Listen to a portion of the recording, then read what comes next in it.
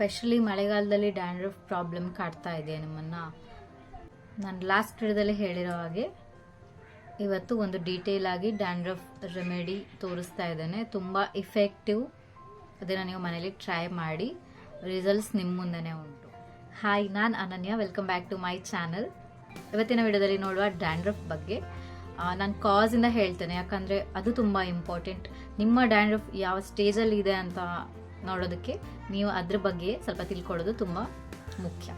So ಫಸ್ಟಿಗೆ ನೋಡುವ ನಾವು ಕೆಲವು ಕಾರಣಗಳು, ಯಾವ ಕಾರಣದಿಂದ ಆಗ್ಬೋದು ಡ್ಯಾಂಡ್ರಫ್ ಅಂತ. ಮೊದಲನೇದಂದರೆ ಡ್ರೈ ಸ್ಕಿನ್.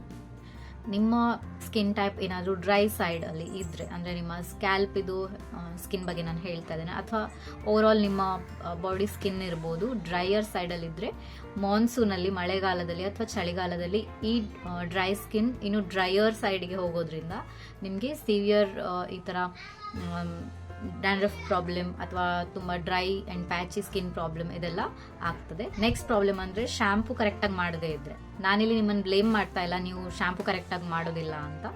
ಮೇಯ್ನಾಗಿ ಏನಂದರೆ, ಕರೆಕ್ಟಾಗಿ ಶ್ಯಾಂಪು ಮಾಡಲಿಲ್ಲ ಅಂದರೆ ಆಯಿಲ್ ಅಥವಾ ಡರ್ಟ್ಸ್ ಎಲ್ಲ ಬಿಲ್ಡಪ್ ಆಗಿ ಅದು ಡ್ಯಾಂಡ್ರಫಿಗೆ ಒಂದು ಕಾರಣ ಆಗೋ ಚಾನ್ಸ್ ಜಾಸ್ತಿ ಇರ್ತದೆ.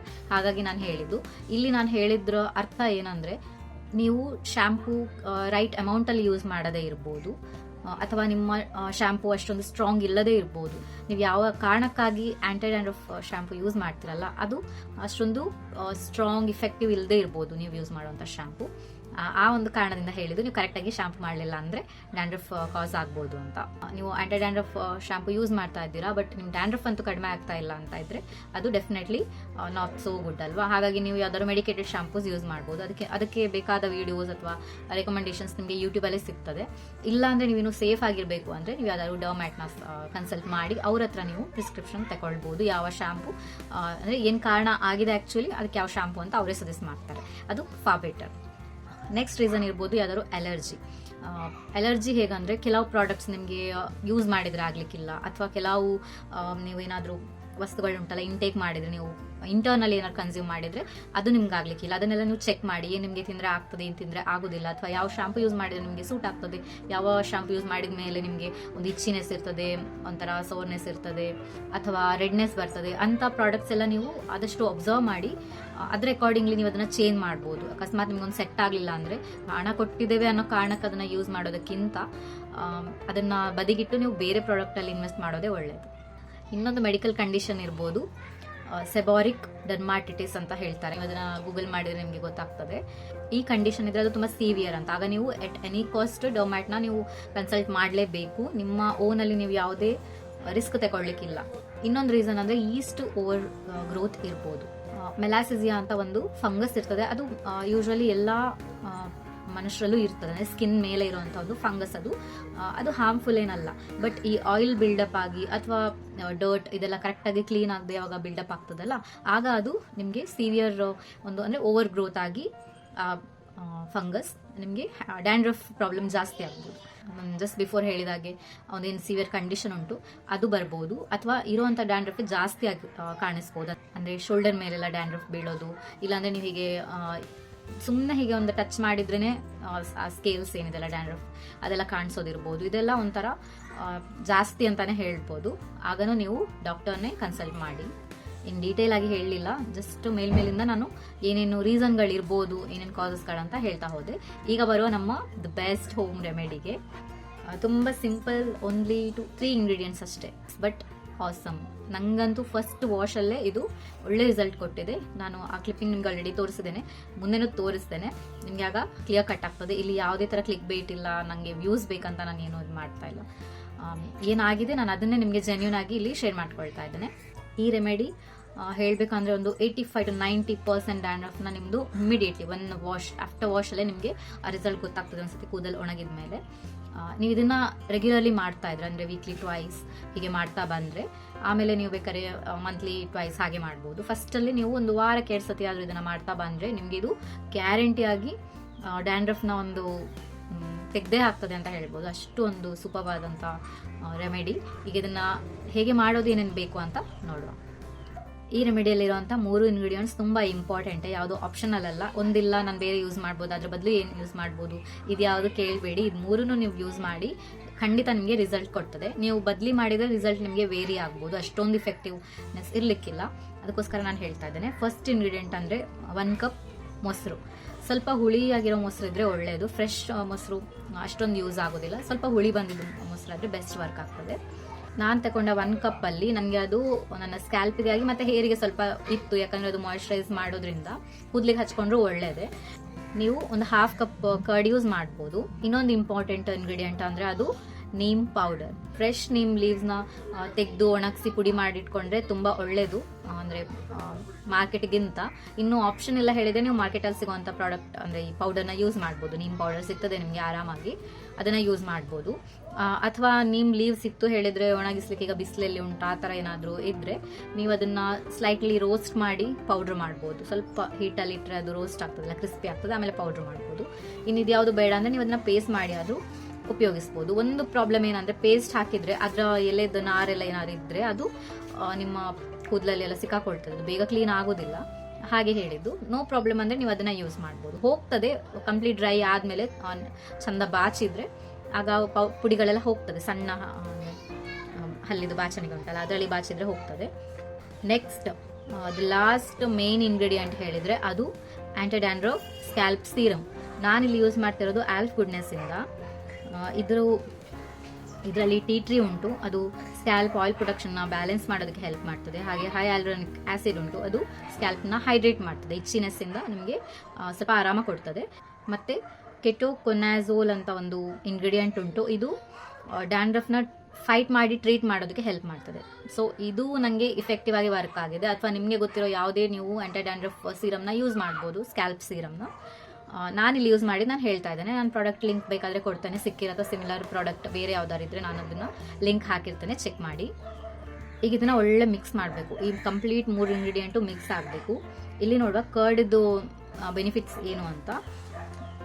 ಡ್ಯಾಂಡ್ರಫ್ನ ರಿಮೂವ್ ಮಾಡಲಿಕ್ಕೆ ಕರ್ಡ್ ತುಂಬ ಹೆಲ್ಪ್ ಮಾಡ್ತದೆ, ಯಾಕಂದರೆ ಇದರಲ್ಲಿ ಲ್ಯಾಕ್ಟಿಕ್ ಆ್ಯಸಿಡ್ ಉಂಟು, ಹಾಗೆ ಪ್ರೋಬಯೋಟಿಕ್ಸ್ ಉಂಟು. ಇದು ಸ್ಕ್ಯಾಲ್ಪ್ಗೆ ಸೂದ್ ಮಾಡ್ತದೆ, ಒಂದು ಅಂದರೆ ಇಚ್ಚಿನೆಸ್ಸಿಂದ ಎಲ್ಲ ಸೂತಿಂಗ್ ಎಫೆಕ್ಟ್ ಕೊಡ್ತದೆ, ಮತ್ತು ಇಚ್ಚಿನೆಸ್ನ ರೆಡ್ಯೂಸ್ ಮಾಡ್ತದೆ, ಡ್ಯಾಂಡ್ರಫ್ನ ಕಂಟ್ರೋಲ್ ಮಾಡ್ತದೆ. ಯಾವಾಗ ಅಂದರೆ ನೀವು ರೆಗ್ಯುಲರ್ ಆಗಿ ಯೂಸ್ ಮಾಡಬೇಕು ಕರ್ಡನ್ನು. ಯಾವಾಗ ಒಂದ್ಸತಿ ಯೂಸ್ ಮಾಡಿ ಆ ಕರ್ಡಿನ ನಮ್ಗೆ ಏನು ಬೆನಿಫಿಟ್ ಆಗಲಿಲ್ಲ ಅಂದರೆ ಆಗೋದಿಲ್ಲ. ನೀವು ರೆಗ್ಯುಲರ್ ಆಗಿ ಪ್ಯಾಕ್ನ ಯೂಸ್ ಮಾಡ್ತಾ ಇದ್ರೆ ನಿಮಗೆ ಖಂಡಿತ ರಿಸಲ್ಟ್ ಗೊತ್ತಾಗ್ತದೆ. ಇನ್ನು ನೋಡುವ ನೀಮ್ ಇದೇನೇನು ಬೆನಿಫಿಟ್ ಅಂತ ನಾನು ಹೇಳಲೇಬೇಕಾಗಿಲ್ಲ. ಇದೊಂದು ಆ್ಯಂಟಿಬ್ಯಾಕ್ಟೀರಿಯಲ್ ಆ್ಯಂಟಿಫಂಗಲ್ ಪ್ರಾಪರ್ಟೀಸ್ ರಿಚ್ ಒಂದು ಎಲೆ. ನಾವು ಎಷ್ಟೋ ಕಾಮನ್ ಆಗಿ ಬೆಳೀತಾ ಇರ್ತದೆ, ನಾವು ಅದನ್ನು ಕರೆಕ್ಟಾಗಿ ಯೂಸೇ ಮಾಡ್ಕೊಳ್ಳೋದಿಲ್ಲ. ಇದು ಒಂದು ಇಫೆಕ್ಟಿವ್ ಇಂಗ್ರೀಡಿಯೆಂಟ್, ಯಾಕಂದರೆ ಇದು ಡ್ಯಾಂಡ್ರಫ್ ಕಾಸಿಂಗ್ ಬ್ಯಾಕ್ಟೀರಿಯಾಸ್ ಏನಿದೆ ಅಲ್ಲ, ಫಂಗಸ್, ಅದನ್ನೆಲ್ಲ ಇದು ಸಾಯಿಸ್ತದೆ. ಹಾಗೆ ಇಚ್ಚಿನೆಸ್ ಇದ್ದರೆ, ಸೋರ್ನೆಸ್, ಮತ್ತೇನಾದರೂ ಫ್ಲೇಕಿನೆಸ್ ಎಲ್ಲ ಇರ್ತದಲ್ಲ ಮೇಲೆ ಕಾಣೋದು ಈ ಫ್ಲೇಕ್ಸ್ ಎಲ್ಲ, ಅದನ್ನೆಲ್ಲ ಇದು ರೆಡ್ಯೂಸ್ ಮಾಡ್ತದೆ, ಅಂದರೆ ಡಿಸಪಿಯರ್ ಮಾಡ್ತದೆ ಹೇಳ್ಬೋದು. ಹಾಗಾಗಿ ಇದೊಂದು ಸ್ಟ್ರಾಂಗ್ ಇಂಗ್ರೀಡಿಯೆಂಟ್. ಅದಕ್ಕೆ ನಾನು ಹೇಳಿದ್ದು ಯಾವುದಕ್ಕೂ ಸಬ್ಸ್ಟಿಟ್ಯೂಟ್ ಇಲ್ಲ. ನಾವಿಲ್ಲಿ ಡ್ಯಾಂಡ್ರಫಿಗೆ ಬೇಕಾದಂಥ ಇಂಗ್ರೀಡಿಯೆಂಟ್ಸೇ ಯೂಸ್ ಮಾಡ್ತಿರೋದ್ರಿಂದ ಇಲ್ಲಿ ಯಾವುದಕ್ಕೂ ಸಬ್ಸ್ಟಿಟ್ಯೂಟ್ ಇಲ್ಲ. ಇನ್ನೂ ಒಂದಂದರೆ ನಿಮ್ಮ ಹೇರ್ ಗ್ರೋತ್ನ ಪ್ರಮೋಟ್ ಮಾಡ್ತದೆ. ಇದು ತುಂಬ ಬೆಸ್ಟ್, ನಮಗೆ ಒಂದು ಪ್ರೊಟೆಕ್ಷನ್ ಕೊಡೋದು ಜೊತೆಗೆ ನಮ್ಮ ಹೇರ್ ಗ್ರೋತ್ನು ಇದು ಅಂದರೆ ಬೂಸ್ಟ್ ಮಾಡ್ತದೆ ಹೇಳ್ಬೋದು. ಇದರಲ್ಲಿ ಸುಮಾರು ಆ್ಯಂಟಿ ಆಕ್ಸಿಡೆಂಟ್ಸ್ ಇರೋದ್ರಿಂದ ಪ್ರೀಮೆಚೂರ್ ಗ್ರೇಯಿಂಗ್ ಪ್ರಾಬ್ಲಮ್ ಏನಾದ್ರು ನಿಮಗೆ ಇದ್ದರೆ ಈಗಲೇ ನೀವು ಸ್ಟಾರ್ಟ್ ಮಾಡಿ ನೀಮ್ನ ಯಾವುದಾದ್ರು ಒಂದು ರೀತಿಯಲ್ಲಿ ಅಪ್ಲೈ ಮಾಡಲಿಕ್ಕೆ ಖಂಡಿತ ನಿಮಗೆ ಅದು ಎಫೆಕ್ಟಿವ್ ಆಗಿರ್ತದೆ. ಅಪ್ಲೈ ಮಾಡೋದು ಹೇಗೆ ಅಂತ ಹೇಳಿದರೆ ಅದು ಅಷ್ಟೇ ಸಿಂಪಲ್, ಜಾಸ್ತಿ ಏನಿಲ್ಲ. ನೀವು ಹೇಗಿದ್ದ ಹಾಗೆ ಕೂದಲಿಗೆ ಅಪ್ಲೈ ಮಾಡಲಿಕ್ಕೆ ಹೋಗಬೇಡಿ. ಆದಷ್ಟು ಡ್ರೈ ಇರಲಿ ಸ್ಕ್ಯಾಲ್ಪ್. ಅಂದರೆ ನೀವು ಸ್ನಾನ ಮಾಡಿ 1-2 ದಿನ ಆಗಿರ್ತದಲ್ಲ, ತಲೆ ಸ್ನಾನ ಮಾಡಿ ಎಣ್ಣೆ ಹಾಕದ ದಿನದಲ್ಲಿ ನೀವು ಈ ಪ್ಯಾಕ್ನ ಅಪ್ಲೈ ಮಾಡಬೇಕಾಗ್ತದೆ. ಯಾಕೆ ಹೇಳಿದರೆ ಎಣ್ಣೆ ಹಾಕಿದರೆ ಎಣ್ಣೆನೇ ಇರ್ತದೆ ಒಂದು ಲೇಯರ್, ನೀವು ಹಾಕಿದ್ದು ಏನು ಗುಡ್ನೆಸ್ ಅದು ಹೇಳ್ಕೊಳ್ಳೋದಿಲ್ಲ ತಲೆ ಒಳಗೆ ಅಲ್ವಾ, ಸ್ಕ್ಯಾಲ್ಪಿಗೆ. ಅದಕ್ಕೋಸ್ಕರ ನೀವು ಏನು ಮಾಡಿ ಅಂದರೆ ವಾಶ್ ಆಗಿದ್ದು ಕೂದಲಿಗೆ ಇದನ್ನು ಅಪ್ಲೈ ಮಾಡಿ. ಫಸ್ಟ್ ಕೂದಲಲ್ಲಿರೋ ಸಿಕ್ಕೆಲ್ಲ ಬಿಡಿಸ್ಕೊಳ್ಳಿ, ಡಿಟ್ಯಾಂಗಲ್ ಮಾಡಿ ಕ್ಲೀನಾಗಿ ನೀಟಾಗಿ, ಯಾವುದೇ ಥರ ಗಂಟು ಇಲ್ದಾಗೆ. ಯಾಕಂದರೆ ಮತ್ತೆ ಇದು ಆಚೆ ಈಚೆ ಆಗ್ತದೆ ನಾವು ಸೆಕ್ಷನ್ಸ್ ಮಾಡುವಾಗ. ಅದಕ್ಕೆ ನಾನು ಹೇಳಿದ್ದು ತುಂಬ ಸಿಕ್ಕಾಗೋದ್ರಿಂದ ಸ್ವಲ್ಪ ಕಡಿಮೆ ಆಗಲಿ ಅಂತ ಫಸ್ಟೇ ನೀವು ಸಿಕ್ ಬಿಡಿಸಿದ್ರೆ ಮತ್ತೆ ನಾವು ಸೆಕ್ಷನ್ ವೈಸ್ ಸೆಕ್ಷನ್ ಅಪ್ಲೈ ಮಾಡುವಾಗ ಅದು ಮತ್ತೆ ಸಿಕ್ಕಾಗೆ ಆಗ್ತದೆ, ಅಂದರೆ ಲೈಟಾಗಿ ಸಿಕ್ಕಾಗ್ತದೆ, ಜಾಸ್ತಿ ಆಗೋದಿಲ್ಲ. ಈಗ ನೀಟಾಗಿ ಸೆಕ್ಷನ್ ನಿಮಗೆ ಎಲ್ಲಿ ಜಾಸ್ತಿ ಉಂಟಲ್ಲ ಡ್ಯಾಂಡ್ರಫ್, ಯಾವ ಏರಿಯಾದಲ್ಲಿ ನಿಮಗೆ ಜಾಸ್ತಿ ಉಂಟು ಅಂತ ಅನಿಸ್ತದೆ ಅಲ್ಲಿ ಜಾಸ್ತಿ ಕಾನ್ಸಂಟ್ರೇಟ್ ಮಾಡಿ ಅಪ್ಲೈ ಮಾಡಿ, ಅಂದರೆ ಜಾಸ್ತಿ ಅಮೌಂಟಲ್ಲಿ ಅಪ್ಲೈ ಮಾಡಿ. ಇನ್ನು ಉಳಿದ ಕಡೆ ನೀವು ಜಸ್ಟ್ ಸ್ಕ್ಯಾಲ್ಪಿಗೆ ಅಪ್ಲೈ ಮಾಡ್ಬೋದು. ಬಟ್ ಮೇಯ್ನ್ ಆಗಿ ನಿಮ್ಮ ಫೋಕಸ್ ಎಲ್ಲಿ ಸ್ಕ್ಯಾಲ್ಪಲ್ಲೇ ಇರಲಿ, ಯಾಕಂದರೆ ಕೂದಲ ಮೇಲೆ ಡ್ಯಾಂಡ್ರಫ್ ಕಮ್ಮಿನೇ ಇರ್ತದೆ ಹೇಳ್ಬೋದು. ಬುಡ ಬಿಟ್ಟರೆ ಬೇರೆಲ್ಲೂ ಕೂದಲಲ್ಲಿ ಡ್ಯಾಂಡ್ರಫ್ ಅಂತ ಇರೋದು ಕಡಿಮೆ. ನಿಮಗೆ ಅದು ಬುಡದಲ್ಲೇ ಪ್ರಾಬ್ಲಮ್ ಇರೋದ್ರಿಂದ ನೀವು ಈ ಪ್ಯಾಕ್ನ ಆದಷ್ಟು ಸ್ಕ್ಯಾಲ್ಪ್ ಅಂದರೆ ನಮ್ಮ ತಲೆ ಚರ್ಮಕ್ಕೇ ನೀವು ಅಪ್ಲೈ ಮಾಡಿದ್ರೆ ತುಂಬ ಒಳ್ಳೆಯದು. ಕೂದಲಿಗೆ ನೀವು ಅಪ್ಲೈ ಮಾಡಲಿಲ್ಲನೂ ನಡೀತದೆ. ನೀವು ಅಪ್ಲೈ ಮಾಡಿ ಎಲ್ಲ ಆದಮೇಲೆ ಒಂದು 5 ನಿಮಿಷ ಆದರೆ, ಇಲ್ಲಾಂದರೆ ಒಂದು 2-3 ನಿಮಿಷ ಆದರೂ ಮಸಾಜ್ ಮಾಡಿ. ನಿಮ್ಮ ಹತ್ರ ಮಸಾಜರ್ ಇದ್ರೆ ಒಳ್ಳೆಯದು. ನಾನು ಇಲ್ಲಿ ಪಿಕ್ ಹಾಕ್ತೇನೆ ನೋಡಿ, ಈ ಥರ ಯಾವ್ದಾದ್ರು ಸಿಲಿಕಾನ್ ಮಸಾಜರ್ ಇದ್ರೆ ಒಳ್ಳೆಯದು. ಇಲ್ಲಾಂದರೆ ನೀವು ಬರೀ ನಿಮ್ಮದು ಫಿಂಗರ್ ಟಿಪ್ಪಿಂದ ನೀವು ಲೈಟಾಗಿ ಮಸಾಜ್ ಮಾಡಿ. ಅಂದರೆ ಸ್ಕ್ರ್ಯಾಚೇ ಮಾಡಿ ಹೇಳ್ತಿರೋದು ನಾನು. ಲೈಟ್, ತುಂಬ ಹಾರ್ಶ್ ಆಗಿ ಸ್ಕ್ರ್ಯಾಚ್ ಮಾಡಬಾರ್ದು. ಸ್ವಲ್ಪ ಮೈಲ್ಡ್ ಆಗಿ ಹೀಗೆ ಉಗುರಿಂದ ಸ್ಕ್ರ್ಯಾಚ್ ಮಾಡಿದ್ರೆ ಏನಾದರೂ ಬಿಲ್ಡಪ್ಸ್ ಇದ್ರೆ ಅಲ್ಲ ಅದು ಎದ್ದು ಬರ್ತದೆ. ಆಮೇಲೆ ನೀವು ವಾಶ್ ಮಾಡುವಾಗ ಅದು ಆರಾಮಾಗಿ ಹೋಗ್ತದೆ ಅಂತ. ಆಯ್ತಾ? ಅದು ಮಾಡಿ ಆದಮೇಲೆ ಗಂಟೆ ಹಾಕಿ ಒಂದು ಅರ್ಧ ಗಂಟೆಯಿಂದ 1 ಗಂಟೆವರೆಗೂ ನೀವು ಬಿಡ್ಬೋದು. ಇದರಲ್ಲಿ ನಾವು ಸೀರಮ್ ಯೂಸ್ ಮಾಡಿದ್ದೇವಲ್ಲ, ಅದನ್ನು half an hour to 1 hour ಮಾತ್ರ ಇಡಬೇಕು. ಹಾಗಾಗಿ 1 ಅವರ್ ಇಸ್ ಎನಫ್. ಆಮೇಲೆ ಏನು ಮಾಡಿ, ಇದು ಡ್ರೈ ಅಂತೂ ಆಗೋದಿಲ್ಲ, ಯಾಕಂದರೆ ಮಾಯ್ಶ್ಚರೈಸಿಂಗ್ ಕರ್ಡ್ ಇರೋದ್ರಿಂದ ಡ್ರೈ ಆಗೋದಿಲ್ಲ ಈ ಪ್ಯಾಕ್. ಬಟ್ ನಿಮಗೆ ಸ್ವಲ್ಪ ಮೆಸ್ಸಿ ಅನ್ನಿಸ್ಬೋದು, ಆ ನೀರೆಲ್ಲ ಬೀಳ್ತಾ ಇರ್ತದೆ. ಒಂದು ಬಟ್ಟೆ ಹೀಗೆ ನೀವು ಹಾಕ್ಕೊಂಡ್ರೆ ನಿಮಗೆ ಅಷ್ಟೊಂದು ಏನು ಕಿರಿಕಿರಿ ಆಗೋದಿಲ್ಲ. ಆಯಿತಾ? ನೆಕ್ಸ್ಟು ಫಸ್ಟ್ ನೀವು ವಾಟರ್ ವಾಶ್ ಮಾಡ್ಕೊಳ್ಳಿ. ಪ್ಲೇನ್ ವಾಟರಲ್ಲಿ ಎಲ್ಲ ಪ್ಯಾಕ್ ಆರಾಮಾಗಿ ಹೋಗೋವರೆಗೂ ಚೆನ್ನಾಗಿ ತೊಳ್ಕೊಳ್ಳಿ ನೀರಲ್ಲಿ. ತಣ್ಣೀರು ಯೂಸ್ ಮಾಡಿದರೆ ಒಳ್ಳೆಯದು, ತುಂಬ ಬಿಸಿ ಬೇಡ. ಉಗುರು ಬಿಸಿಗಿಂತನೂ ಸ್ವಲ್ಪ ಲೈಟಾಗಿ ಬಿಸಿ ಇರಲಿ ಅಂತ ಹೇಳ್ತೇನೆ. ಯಾಕಂದರೆ ಮೊದಲೇ ಕೋಲ್ಡ್ ವೆದರ್, ಡ್ರೈನೆಸ್ ಜಾಸ್ತಿ ಇರ್ತದೆ ಸ್ಕ್ಯಾಲ್ಪಲ್ಲಿ. ನೀವು ಬಿಸಿ ನೀರು ಯೂಸ್ ಮಾಡಿದ ಕೂಡಲೇ ಅದು ಇನ್ನೂ ಟ್ರಿಗರ್ ಆಗ್ತದೆ. ಹಾಗಾಗಿ ಆದಷ್ಟು ಉಗುರು ಬಿಸಿಗಿಂತನೂ ಸ್ವಲ್ಪ ಬಿಸಿ, ತುಂಬ ತಣ್ಣಗೂ ಅಲ್ಲ. ತಣ್ಣಗೆ ನಿಮಗೆ ಚಳಿಗಾಲದಲ್ಲಿ ಅಥವಾ ಮಳೆಯಲ್ಲಿ ಯೂಸ್ ಮಾಡ್ಲಿಕ್ಕೆ ಆಗೋದಿಲ್ಲ. ಕೋಲ್ಡ್ ಆಗೋದಿಲ್ಲ ಅಂತ ಹೇಳುವಷ್ಟಾದರೂ ನೀರು ಸ್ವಲ್ಪ ಅಂದರೆ ಬಿಸಿ ತಣ್ಣಗೆ ನಡುವೆ ಇರಲಿ. ವಾಟರ್ ವಾಶ್ ಆದ ಮೇಲೆ ನೀವು ಯಾವ ಶಾಂಪು ಯೂಸ್ ಮಾಡ್ತೀರಲ್ಲ ಅದನ್ನು ಯೂಸ್ ಮಾಡಿ. ಯಾವುದಾದ್ರೂ ಸಲ್ಫೇಟ್ ಫ್ರೀ ಶಾಂಪೂನ ನೀವು ಯೂಸ್ ಮಾಡಿಕೊಂಡು ಹೇರ್ ವಾಶ್ ಮಾಡ್ಕೊಳ್ಳಿ. ಸಲ್ಫೇಟ್ ಫ್ರೀ ಯಾಕೆ ಹೇಳಿದರೆ ಅದು ನೊರೆ ಕೊಡ್ಬೋದು ನಿಮಗೆ, ಬಟ್ ತುಂಬ ಹಾರ್ಶ್ ಕೆಮಿಕಲ್ ಇರ್ತದೆ ಸಲ್ಫೇಟ್ ಅನ್ನೋದು. ಯಾವುದೇ ರೀತಿಯ ಸಲ್ಫೇಟ್ಸ್ ಇರ್ಬೋದು. ಅದಕ್ಕೋಸ್ಕರ ಸಲ್ಫೇಟ್ ಫ್ರೀ ಶಾಂಪೂನ ನೀವು ಆದಷ್ಟು ಯೂಸ್ ಮಾಡಿ. ಆಮೇಲೆ ಫಾಲೋಡ್ ಬೈ ಕಂಡೀಷ್ನರ್ದು ಇಂಪಾರ್ಟೆನ್ಸ್ ನಾನು ಹೇಳಿದ್ದೇನೆ ಆಲ್ರೆಡಿ. ನಿಮ್ಮ ಕೂದಲನ್ನ ಫ್ರೀ ಹಾಗೆ ಮ್ಯಾನೇಜಬಲ್ ಆಗಿ ಮಾಡಲಿಕ್ಕೆ ಕಂಡೀಷ್ನರ್ ತುಂಬ ಹೆಲ್ಪ್ ಮಾಡ್ತದೆ. ಸೊ ಕಂಡೀಷ್ನರ್ ಮಿಸ್ ಮಾಡಬೇಡಿ. ಇದಾದಮೇಲೆ ನೀಟಾಗಿ ಒಂದು ಟಾವೆಲಿಂದ ಹೇರ್ ಟೈ ಮಾಡಿ ಡ್ರೈ ಆಗಲಿಕ್ಕೆ ಬಿಡಿ. ಏರ್ ಡ್ರೈ ಮಾಡಿ. ಹೀಟಿಂಗ್ ಟೂಲ್ಸ್ ಯೂಸ್ ಮಾಡಬೇಡಿ. ಡ್ಯಾಂಡ್ರಫ್ ಇರುವಾಗನೂ ಅಷ್ಟೇ, ಆದಷ್ಟು ನಿಮ್ಮ ಕೂದಲನ್ನು ಹೀಟಿಂದ ದೂರ ಇಡಿ. ಯಾವುದೇ ಥರದ್ದು ಹೀಟ್ ಯೂಸ್ ಮಾಡ್ಲಿಕ್ಕೆ ಹೋಗಬೇಡಿ. ಆಮೇಲೆ ಆಚೆ ಕಡೆ ಹೋಗುವಾಗನೂ ಕೂದಲಾದಷ್ಟು ಕವರ್ ಮಾಡ್ಕೊಂಡು ಹೋಗ್ಲಿಕ್ಕೆ ಟ್ರೈ ಮಾಡಿ. ಅಂದರೆ ಬಿಸಿಲಿದ್ರೆ ಕೂದಲನ್ನ ಕವರ್ ಮಾಡೋದಕ್ಕೆ ಟ್ರೈ ಮಾಡಿ. ಯಾವಾಗಲೂ ಕೂದಲನ್ನ ಏರ್ ಡ್ರೈ ಮಾಡಿ ಒಣಗಿಸಿ. ಈಗ ಆಫ್ಟರ್ ರಿಸಲ್ಟ್ಸ್ ನೋಡುವ. ನೋಡಿ ಎಷ್ಟು ಒಂದು ವಾಶಲ್ಲಿ ಯಾವ ಥರ ಇದ್ದಿದ್ದು ನನ್ನ ಡ್ಯಾಂಡ್ರಫ್ ಇದೊಂದು ಇಂಟೆನ್ಸಿಟಿ ಎಷ್ಟು ಕಡಿಮೆ ಆಗಿದೆ ಅಂತ. ಎಷ್ಟು ಅದಕ್ಕೆ ನಿಮಗೆ ಕಾಣೋದೇ ಇಲ್ಲ ಸ್ಕ್ರೀನಲ್ಲಿ, ಅಷ್ಟು ಅದಕ್ಕೆ ಕಡಿಮೆ ಆಗಿದೆ. ಯಾವ ಥರ ನಿಮಗೆ ಡಿಫ್ರೆನ್ಸ್ ಹೇಳಿದರೆ ಒಂದು ಅಜಗಜಾಂತರ ವ್ಯತ್ಯಾಸ ಹೇಳ್ತಾರಲ್ಲ ಹಾಗೆ ಅಂತ ಹೇಳ್ಬೋದು. ತುಂಬ ಎಫೆಕ್ಟಿವ್. ನಾನು ಮತ್ತೆ ಅದನ್ನು ಹೇಳ್ತಾ ಇದ್ದೇನೆ, ತುಂಬ ಎಫೆಕ್ಟಿವ್, ತುಂಬ ಚೆನ್ನಾಗಿ ವರ್ಕ್ ಆಗ್ತದೆ. ಆಲ್ಮೋಸ್ಟ್ 90% ಇದು ಡ್ಯಾಂಡ್ರಫ್ನ ಒಂದೇ ವಾಶಲ್ಲಿ ತೆಗೆದಾಗ್ತದೆ. ಇನ್ನೂ ನಿಮಗೆ ಡ್ಯಾಂಡ್ರಫ್ ಕಂಪ್ಲೀಟಾಗಿ ಕ್ಯೂರ್ ಆಗಬೇಕು ಹೇಳಿದರೆ ಇದನ್ನೇ ನೀವು ರಿಪೀಟ್ ಮಾಡಿ ವೀಕಲ್ಲಿ 2 ಸತಿ ಅಥವಾ ತಿಂಗಳಿಗೆ 8 ಸರಿ. ಅದಾದಮೇಲೆ ನೀವು ತಿಂಗಳಿಗೆ ಅಂದರೆ 4 ಸರಿ ಮಾಡ್ಬೋದು. ವಾರಕ್ಕೊಂದ್ಸಲ ಹೀಗೆ ಅಪ್ಲೈ ಮಾಡ್ಬೋದು ನಿಮಗೆ ಕಡಿಮೆ ಆಗೋವರೆಗೂ.